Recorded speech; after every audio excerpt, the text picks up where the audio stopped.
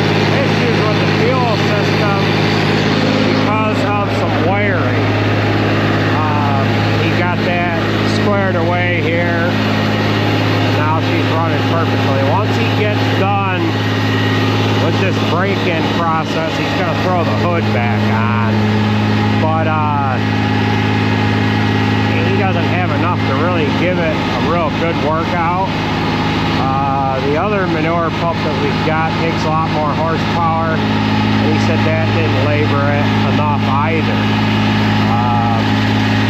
The rear main seal, he had to redo that. He thinks the housing isn't in the greatest shape, but he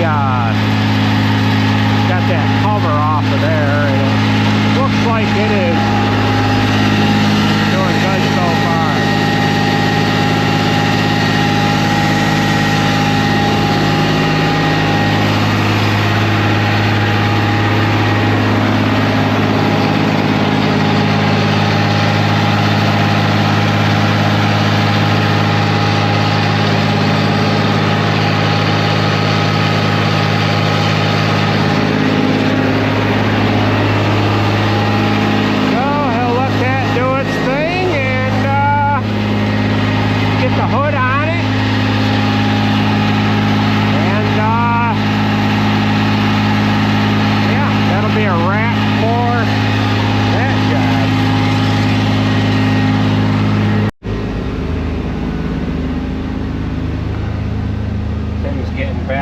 Now he's using the Peterbilt on the red diller.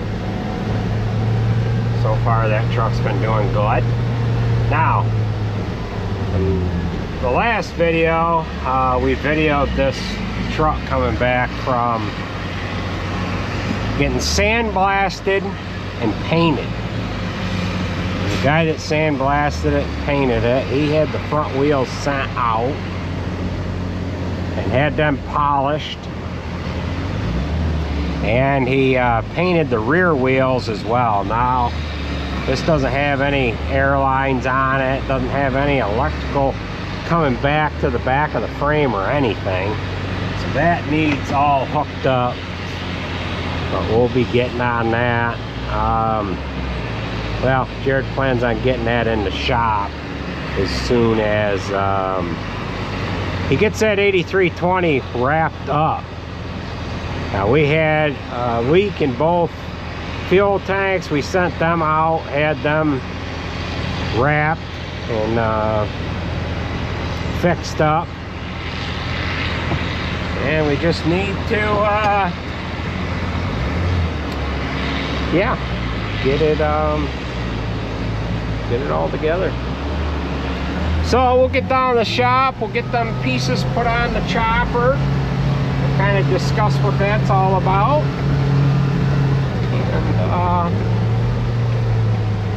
And we'll slowly get some of these jobs here done. We're starting to get some warmer temperatures, so it's not as brutal as it was earlier on in the beginning part of the week. We do have to bring Alex's truck back in. That's making a whistling noise. I don't know if I've got a loose clamp here or something somewhere. So we'll go ahead and get after a few of these jobs here.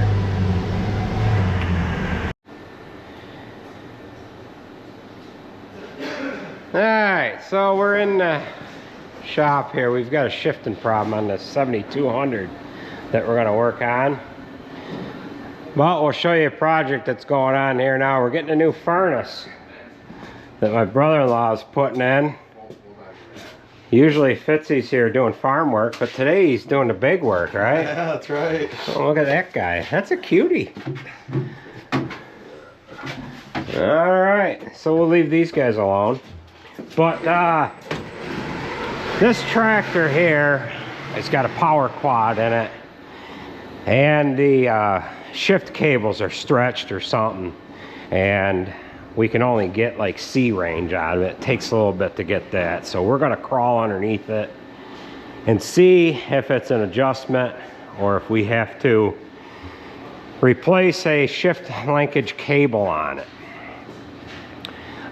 We had a heater hose blow on this the other day, and that's fixed.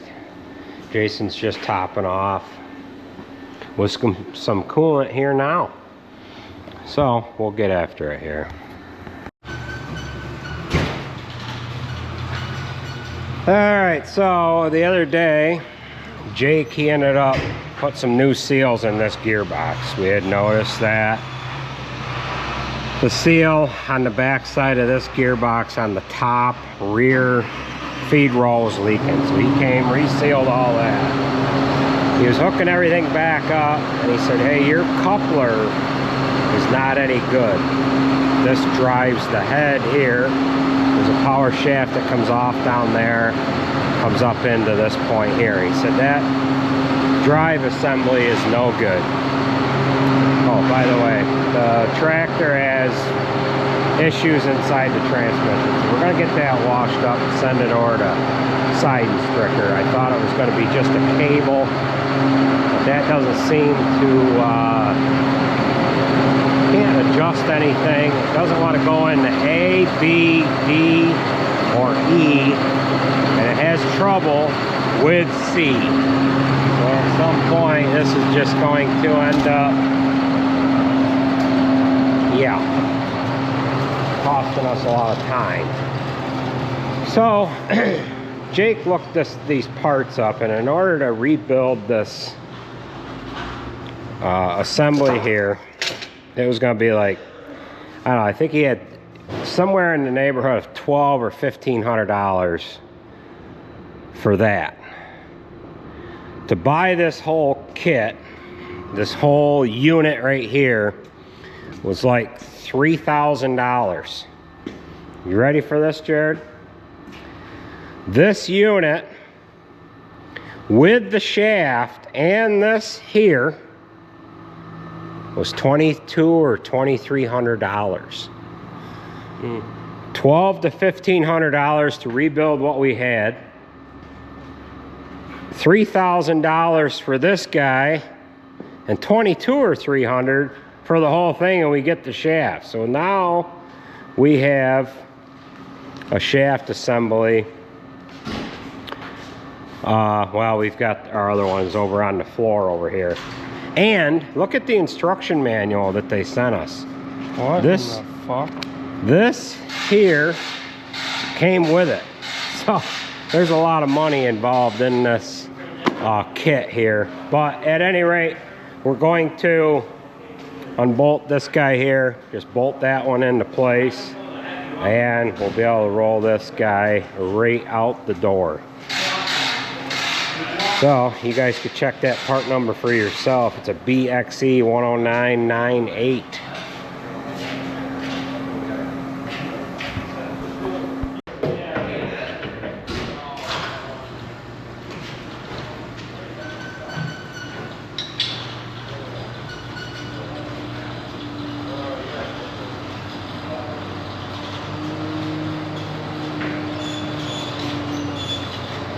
Put that like right in your toolbox or something.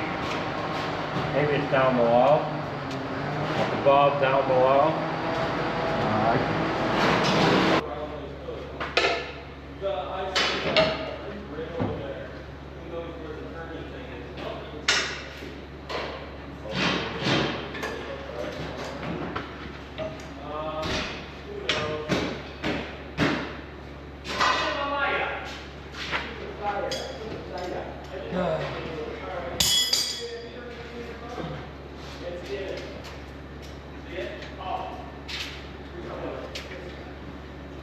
You don't have more of that stuff? I don't know if there is or not. Check on my toolbox. There might be some. It's these ones. Can I use the one in chopper? Yeah. Yeah, there might be a. Look around in there. There might be a couple of them up in there.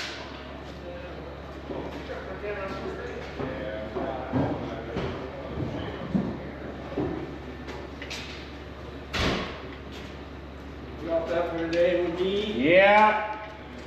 I had to wait for a while. I said, I ain't gonna even get up through by Keith. I said, fuck it. We pulled off at Brinker High.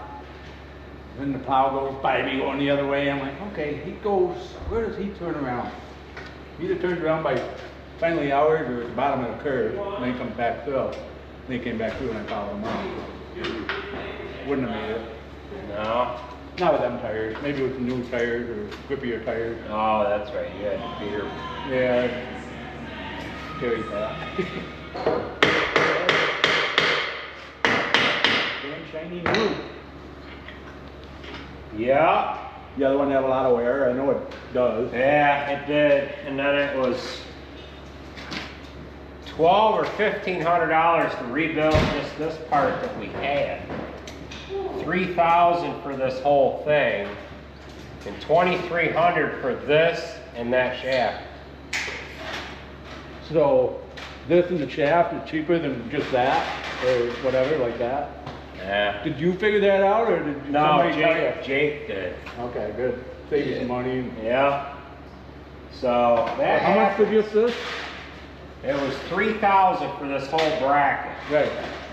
About $1,200 or $1,500 to rebuild this. Okay. That's bearing, a couple of collars, the drive end, and what have you. You could do that, but then this is probably gonna go at some point, right? Well, I already replaced it last year. Right. Because, well, for example, last year the whole shaft was cheaper than buying just the cover. You gotta watch them guys. At least you got a good one there and they help you out with that stuff.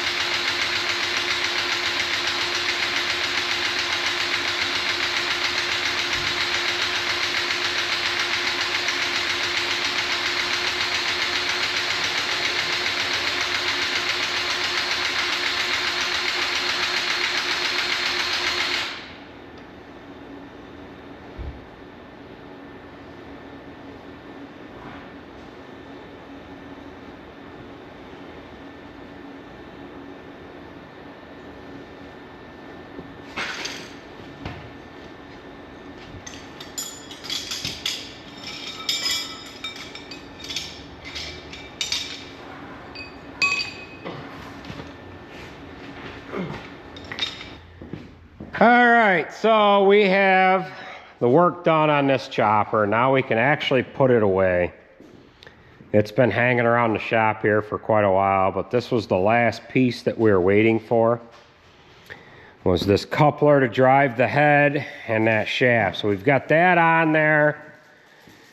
Like I was saying, Jake came and sealed up this gearbox.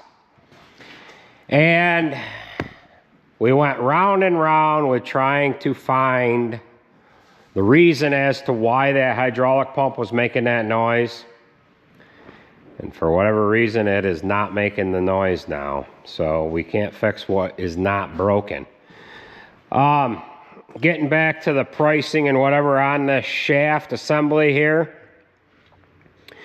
Last year, I don't know if I forgot to couple this back on, this plastic shroud, but it swung on there. It ruined the plastic part of the shaft. And I ended up buying, I wanted new plastic cover for that shaft. And it was cheaper to buy the whole shaft with the plastic on it than it was to buy this whole thing, this plastic in pieces. So some of these things you have to price in order to find out what is the better route. Or it was just a few dollars more to get the whole shaft, and that is right over here. So my brother-in-law has the furnace all installed. This unit is quite a bit smaller than what came out of here, but it is the same size. It's just more of an efficient unit. So we've got to get this one here into the scrap truck. This one's like 20 years old. Jared's got this 8320 all done. They've got the hood back on it. They put the blade on it here last night. And now he's going to kick this out the door and bring the next project in. The next project is the C500. We had the frame sandblasted and painted. And Jason's put, in case you're wondering, I don't have to tell everybody everything, but you can see the truck in the background. So Jason's putting a water pump in that International. So this will be getting on out of here. The 7200 here needs some transmission work. I crawled in underneath it here yesterday. Had Jason go through the shift ranges. I was unhooking one and trying to manipulate everything by hand. I can't get A to move at all. I don't know if maybe A is quite not coming out in the neutral completely. And maybe that is the reason why we don't have the other ranges work. But C, every once in a while, C works the best. But every once in a while, that doesn't engage. So we're going to take this over to Side and Stricker. As soon as the C5 comes off the low boy, this is going to go on it. So we're going to have a bigger shop once these two items get out of here. So with that being said, that is going to do it for this video. I want to thank everybody for watching, and we will catch you guys at the next one.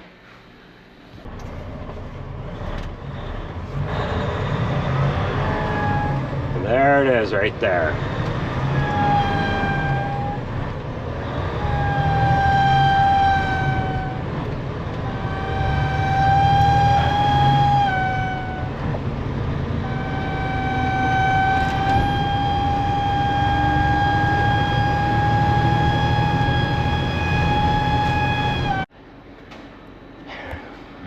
All right, well, I think I figured out the problem.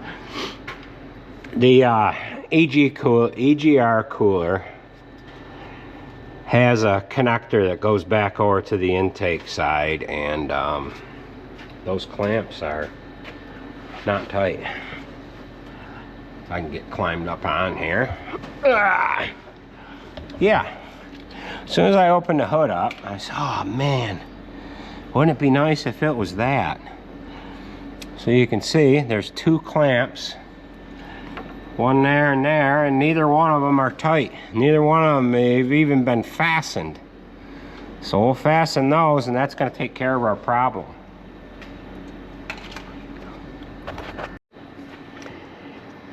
Alright, so we've got those clamps tightened up. This is rather embarrassing, but it is what it is. So we'll go ahead and get the truck out of the shop and run it up the road, make sure that's exactly what it was, and we'll get this hooked back onto her trailer, and we'll get on to the next thing. We've got some hay bind parts to organize. Then we've got the next project to pull in here.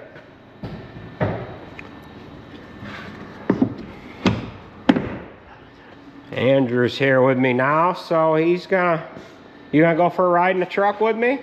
Sure. I'll drop you off for the Kawasaki.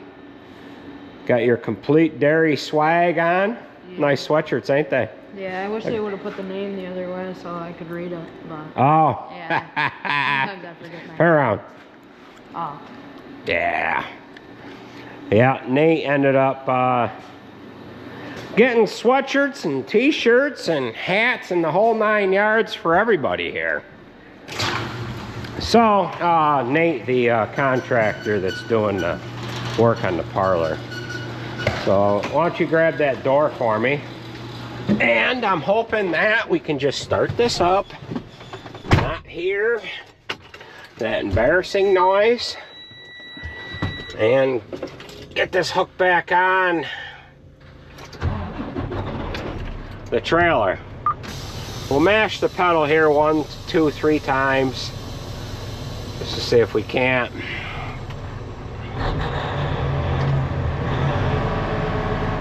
Yeah, no noises. But the engine is also cooled off, so we do need to take it up the road.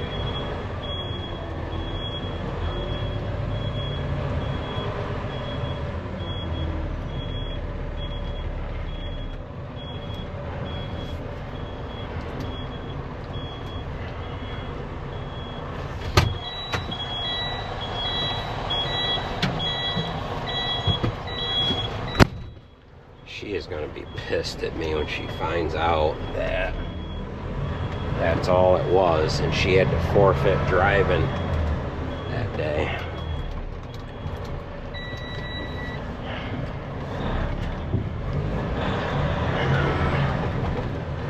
Oh well.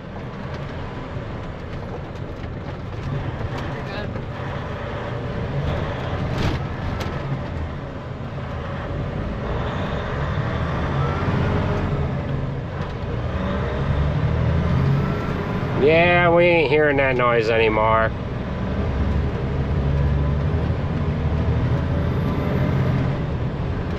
Alright, so we'll get this hooked on the trailer for her. And, yeah.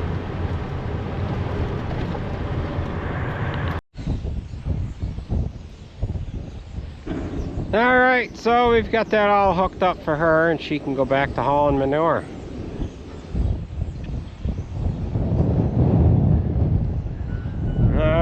So we're going to pull the next project in the shop here now. We've got to do a little organizing with some parts that we had stored in the hay barn. And we're going to get the next project in, which is the 9620. We're going to install the PTO into that tractor.